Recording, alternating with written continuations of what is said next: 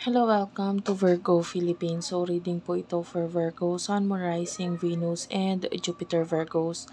Take only what resonates, bali hindi ito magre-resonate sa lahat. So, kunin mo lang yung mga messages na magre-resonate para sa'yo. Para sa personal reading, i-search mo na lang si Jing Tarot Trader. Siya yung pwedeng magbigay ng personal reading sa'yo. And sa mga gustong mag-follow sa akin sa TikTok, Unicorn Princess Tarot, yan yung aking TikTok account. Please do check it out. Ayan, nagsishare ako dyan ng mga videos, mga feng shui, mga pampaswerte, a little bit about palm reading, palmistry, yan. So, you might want to check it out. And, dyan nyo rin ma-avail yung mga products na ginagawa namin. Check nyo na lang. Yan, mga pampaswerte, pangontra, evil eyes, katulad nito na nasa harapan ko ngayon. Diyan nyo siya makikita sa aking TikTok shop, Unicorn Princess Tarot. Okay, so, sana mag-comment kayo sa baba, kahit po heart-heart lang ha. Nagpapakita yan ng malaking suporta sa akin. Start na natin ang reading. This is for the sign of Virgo.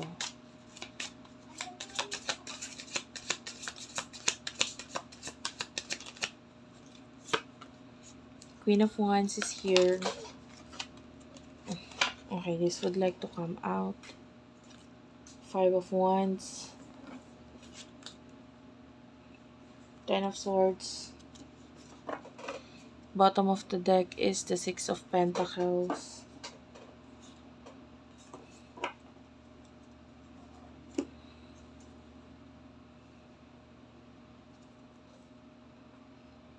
Okay, for what I can see here, pwedeng maraming nakakapagpa gulo ng isipan mo ngayon, stress. Ayan, nakakita tayo ng ganyan. You are the Queen of Wands. Pagdating dun sa mga bagay na yon, you are using yung galing mo sa pagsasalita, no? Pagdating sa mga ideas or sa mga gusto mong sabihin, gawain, nakikita natin na talagang ini-express mo yung sarili mo, hindi mo hinahayaan na parang, yung pagdating sa mga gusto mo sabihin, sinasabi mo talaga. Sa mga nasa isipan mo, sinasabi mo talaga or ginagawa mo talaga ng aksyon. And I feel like with the Five of Wands, minsan nagkakaroon ng conflict dahil doon. With the Ten of Swords, dahil might be merong mga taong naapektuhan or hindi nagugustuhan kung ano man yung mga sinasabi or ginagawa mo. But with the Six of Pentacles, I feel like, you can see the money here. So, kung ano man yung mga ginagawa mo ngayon, yung iba, lalo na kung may kinalaman dito sa mga naipon mo or savings mo na pwedeng na ilalabas mo, maybe nag-create ka ng business. Nakikita natin ang Nine of Pentacles right after that. So, this is success. This is whatever you're doing right now na maybe this is something very creative and pwedeng yung ibang tao hindi sila masyadong naniniwala dito sa bagay na to, sa kakayanan mo or sa ginagawa mo. But then, wala kang pakialam sa totoo lang. Kung ano man yung opinion ng iba, with the Eight of Cups, nakikita natin na for you, they are all trash. Kasi kung ano yung nasa isip mo, kung ano yung opinion mo, kung ano yung tingin mong tama, yun yung gagawin mo, yun yung sasabihin mo. Kasi ito yung makakatulong para maging successful ka, para magkaroon ka ng growth. And nakikita natin na maaaring totoo kung ano man yung naiisip mo na kakalabasan ng mga ginagawa mo. Kasi with the Nine of Cups, this is, as you can see, they are all cheering. Ayan, yung mga tao. So, they are all cheering, they are all admiring you. And nakikita natin na wala silang magagawa. Kasi, maaaring, pag ikaw yung tipo kasi ng tao na pag may sinabi ka, sinabi mo. Pag ginawa mo, ginawa mo. Wala silang, hindi ka nila mapipigilan. Pag naisipan mo to, gagawin mo talaga. Hindi ka nila mapipigilan.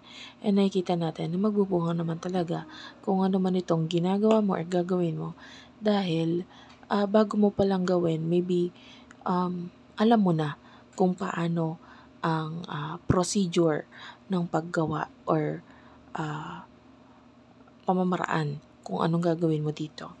Okay? And hindi ka naman basta-basta magte-take ng risk sa isang bagay na alam mong ikaw lang ang mapapahamak, ikaw lang mahihirapan. Okay? So, the Queen of Wands, there's this queen. Kung hindi mo kilala itong queen na ito na nasa picture, it's the queen na parang actually princess to but it feels like nung time kasi niya siya yung pinakamagandang prinsesa doon sa lugar nila. Kumbaga yung beauty niya is as you can see, it's exotic. It's something na parang hindi mo akalain na ganyan pala yung maganda nung araw or ganyan yung tingin nila na maganda. Pero yung meaning nitong card with the Queen of Wands is regarding yung mga ginagawa mo na sa ngayon kung makikita ng iba, they might feel or they might think na ay wala lang yan. Kumbaga medyo dinadown nila yung kakayahan, yung kagalingan mo or yung talents mo, but I feel like soon enough, ma-acknowledge nila yon or magtutuloy-tuloy na yung acknowledgement ng iba once na yung mga totoong nakarating ito sa mga totoong tao na makaka-appreciate ng mga ginagawa mo. Okay? Kung ang pagbabasihan natin is yung mga tao sa paligid mo, okay, hindi nila ma-appreciate kasi hindi nila naiintindihan. But then, pag nakarating ito doon sa mga taong talagang nakakaintindi sa'yo na nagugustuhan or natutuwa sila sa mga actions mo, and then doon ka magbe-benefit, doon lalabas kung ano talaga yung galing mo. Okay? And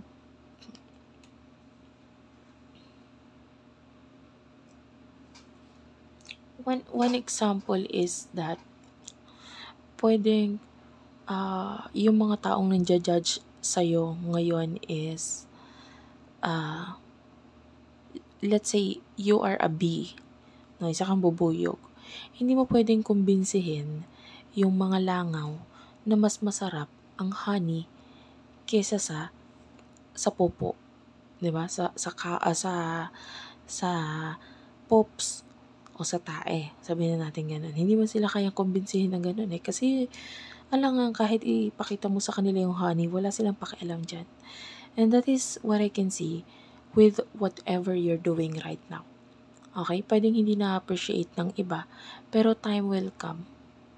May higit na mga tao na mas nakakaalam ng ginagawa mo, makikita nila yung importansya and ma-appreciate nila ito.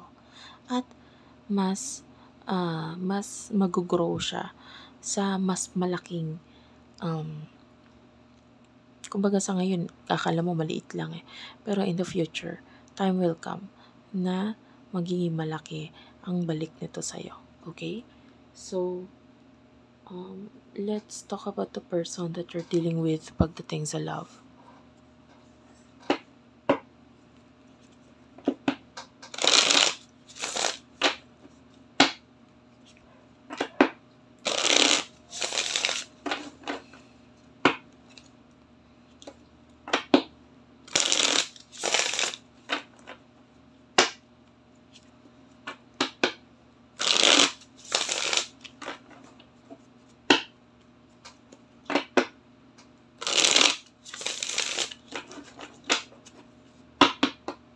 One last shuffle.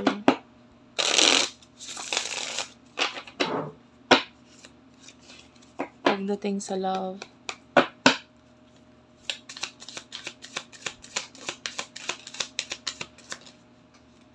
You do have your 7 of Pentacles. Bottom of the deck is the Knight of Pentacles. 7 of Pentacles. 4 of Cups. Ace of Wands, ayan, Aries, Leo, Sagittarius, Cancer, Scorpio, Pisces, Taurus, Virgo, Capricorn. By the way, kung hindi ko nababanggit yung zodiac sign ng person mo, okay lang yun ha. Hindi naman yun ang importante. Ang importante yung pinaka-reading. Okay. For what I can see here, yung person na ito might be, I feel like wala siyang ginagawang movement dito sa connection. And also yung, nakita nga pala ako ng person na parang minsan ng nasangkot sa illegal, something na ganon, or hindi magandang gawain, or minsan nang gumamit ng mga bagay na hindi dapat gamitin. Ayan. Or maybe yung career niya has something to do with mali, parang ganon. And maybe kung hindi man ngayon is once, kahit once lang sa buhay niya na try niya yon. Now, itong person na ito is I feel like tired sa energy niya. The Knight of Pentacles, medyo slow ang kanyang movement, especially pagdating sa money. I can see a lot of problems. Yan. Medyo hindi maganda. But this person is spiritually connected sa'yo. Okay? And pwedeng may mga bagay na nakita siya or nalaman siya. Maybe kung hindi man mga nakita niya sa'yo, it's like spiritual na bagay na naramdaman or nakita niya sa'yo na ikinagugulat niya. Okay? And tell me about this.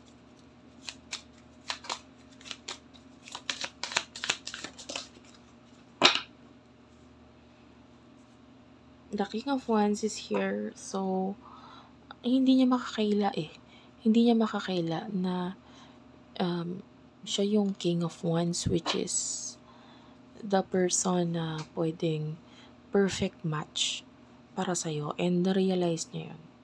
And then this person with the Magician is kind of like obsessed. Nakakita tayo ng obsession. Obsessed with you. Sabihin natin ganon. With the Queen of Swords, this is you. Ikaw yun, nakikita natin parang walang pakialam dito sa person na to. So, medyo nagiging obsessed siya. Dahil sa mga nakikita niya or mga ipinapakita mo sa kanya, nararamdaman niya na the more na parang wala kang pakialam, the more na parang napapaisip. Parang gano'n. And you do have here the Five of Swords, Gemini, Libra, Aquarius. This person wants another chance with you. Gusto niya ng isa pang chance. Gusto niya ng change, magkaroon ng pagbabago. This time, And I feel like this time is mas ipapakita niya yung kung just in case, na mangyayari yung another chance sa inyo. Mas ipapakita niya kung bakit deserving siyang manalo or deserving siyang maging part ng buhay mo. And what is your emotions towards this person?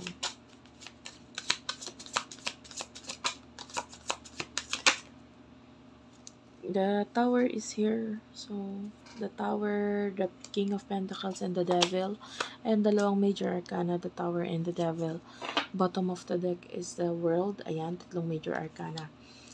So, nakikita natin that sa ngayon, you do feel like you're kompleto ka na, and maybe nagagawa mo naman yung purpose mo na sa buhay, and you feel like masaya ka naman na, you're okay, ganyan. And with the Devil, I feel like parang gusto mong kahit papano karmahin ang taong to, alam mo yun, which is pwedeng nangyayari na nga sa kanya yung karma. And then gusto mo lang siyang makarma in a way na parang kasi gusto mo magising siya sa katotohanan, gusto mong ma-realize niya ganito, ganyan. So, somehow gusto mong mangyari sa kanya yung mga maybe mga bagay na naramdaman mo or na-experience mo. And gusto mong ma-experience niya din yan. With the King of Pentacles, I feel like you are more focused sa mga tao or mga bagay na magbibigay sa'yo ng comfort, you know. And with the Tower, yeah, it's like you ending your emotions or yung connection mo dito sa person na ito. Alin man doon. Kasi, you feel like kahit mag-end naman, hindi ko naman siya kailangan. Parang ganun.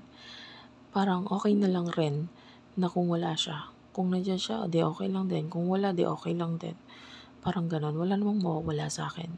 Because you see yourself as the world. Okay? Maybe marami ka namang kayang i-offer or marami kang kayang gawin sa buhay mo na kahit wala siya, okay lang din. So, anong emotions ng taong ito sa'yo? Page of Pentacles, the Death card, ayan, that is Scorpio energy. And the 7 of Wands. Bottom of the deck is the Sun. Yung person na ito, nakikita natin siya as kind of very toxic. Alam niya yun, aminado siya doon. With the Page of Pentacles,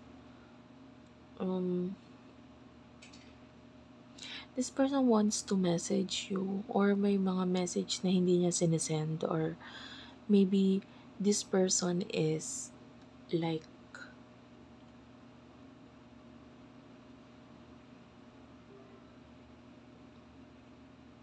parang ang ending is parang gusto niya sumama sa'yo.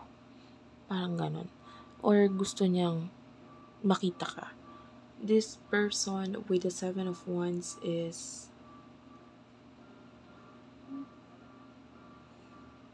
ngayon niya lang na-realize na parang ang hirap pala. Ang hirap pala. And maybe ang hirap pala pag wala ka. Ang hirap, alam mo yun. Maybe there's a lot of realizations. The Sun is here. You might think na masaya ngayon ng person na ito. You might think na itong person na ito is wala na pakialam, din na siya naghihintay. And, you know, maybe alam mo na malungkot. Or maybe alam mo masaya siya, pero part of you, baka may times naman na nalulungkot siya kasi baka naman iniisip niya ako, ganito, ganyan. But,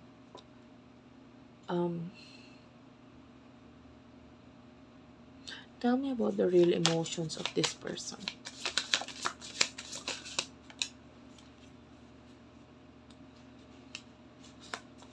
The Temperance is here. So, like what I've told you, this person is obsessed, thinking about you. Lagi kanya iniisip, bago matulog, ganyan, while eating, while doing anything, no? Iniisip ka na itong taon to. And with the King of Cups and the Queen of Pentacles, this person feels like you deserve each other, that ikaw yung perfect match niya. Okay? And yeah. What will happen in the future for the both of you?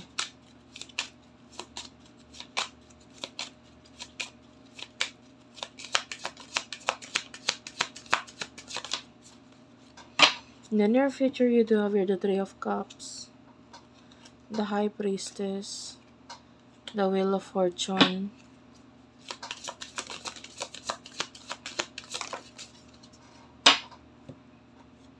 the Ace of Cups, the Queen of Cups, and the Two of Swords.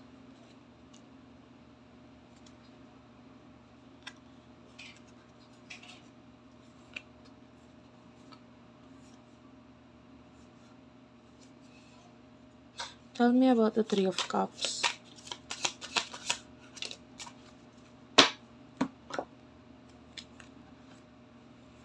Four of Wands, Six of Pentacles, and Ten of Pentacles. Okay, in the near future, I can see you being happy. You are growing spiritually. Malaking pagbabago pagdating dito sa person na ito. Kasi, I feel like, mag-e-effort, I'm seeing a lot of effort mula dito sa person na ito. Okay? This is an effort na hindi mo mapapaniwala ang ano ba to, nag-effort ba tong taong to? Ito na ba yon? Kasi might be more on actions ang ipapakita niya at hindi more on, I don't see any wands here. No, pag sa side ng person mo, there's no wands. And wands is talking about action. Pero hindi siya ganun kalaki. So you might feel like effort na ba yun? Yun na ba yun? Pero may konting pagpaparamdam, no, of what his or her real emotions for you. Okay? Meron konti. Lalo na with the Ace of Cups, this is all about love na maaaring maramdaman mo mula sa taong to. And with the 12 swords, I can see a decision mula dito sa taong to. And the Hermit is here. Some of you pwedeng malaman mo yung decision na yon.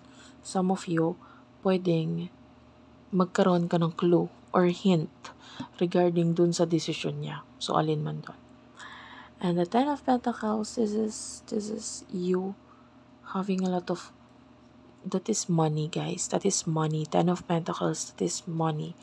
And with the Six of Pentacles, I can see you helping someone in the near future because you are stable. With the Four of Wands, you have money, you have a career na makakatulong or magbibigay tulong sa iba.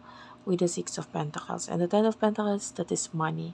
And the Three of Cups, I can see you na nagiging masaya ka, nagiging that is some kind of celebration sa mga tao sa paligid mo, and they are all happy, no?